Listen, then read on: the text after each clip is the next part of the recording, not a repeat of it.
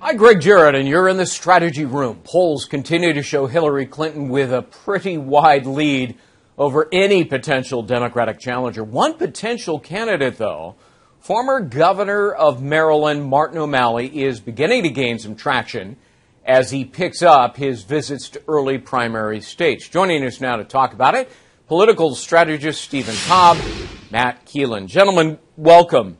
What do you make of Martin O'Malley? I mean, he's a pretty skilled, savvy politician, attractive to voters.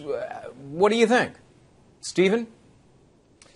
Governor O'Malley's had a great record both as mayor of Baltimore and as two-term governor of Maryland, and then as head of the Democratic Governors Association.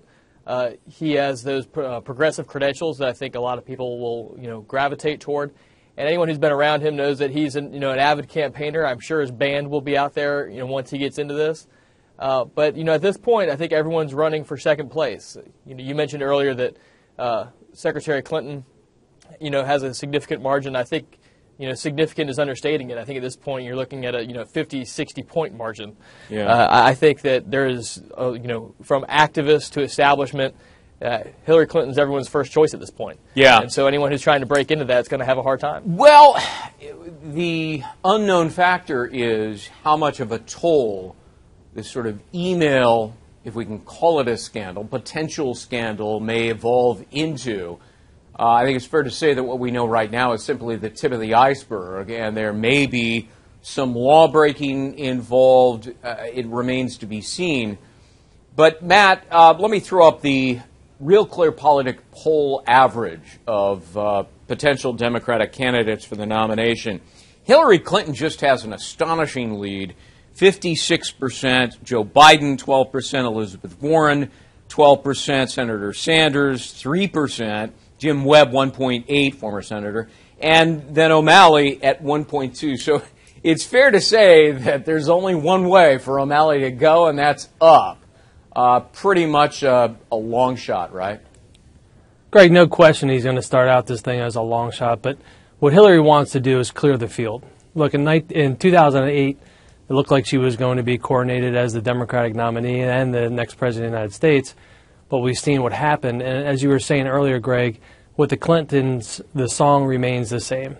It's the same, one scandal after another, and as soon as she has to start answering these questions to a candidate running at her from the left, I think she's susceptible to being thrown off her game and having to move to the left, which is going to weaken her for the general. And for anyone to think that she's out of the woods yet in even the Democratic primary, I think is premature, given the fact that, again, in 2008, we all expected her and Rudy Giuliani, if you remember, to be the candidates.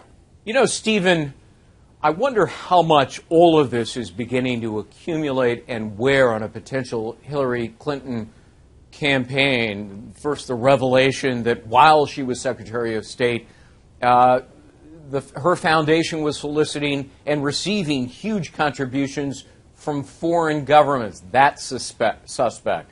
Now you've got, personal emails, not government emails, the entire time that she was Secretary of State, and some of that may not be forthcoming, some of it may be hidden and withheld. How much does this wear on a potential candidacy?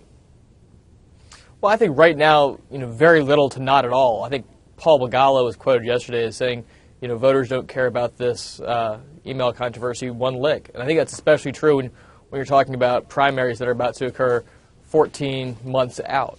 I don't think that this email controversy, if you want to call it that, has legs. I think that when we look at some of the email usage of some of the Republican candidates or her predecessor, Secretary of State Colin Powell, I'm really not sure where this email discussion is going. I got to say, Stephen, I got to stop you there. That's a canard because Powell has come out now with a statement that said for all communications, as in his official capacity as Secretary of State, it was all on a government email account. Yes, he maintained a private one, but for private personal communications. I hear people drawing that comparisons, and it's not comparable.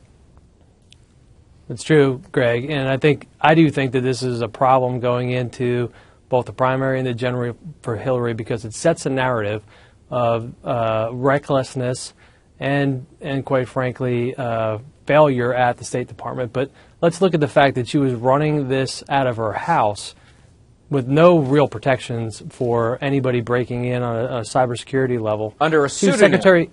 She was Secretary of State at the time. Who knows what was going on there? It's pretty dangerous, pretty reckless, and it calls into question decision-making process. Well, and to the extent there may have been classified communications, none of it was apparently sufficiently You have to assume encrypted. there had to be.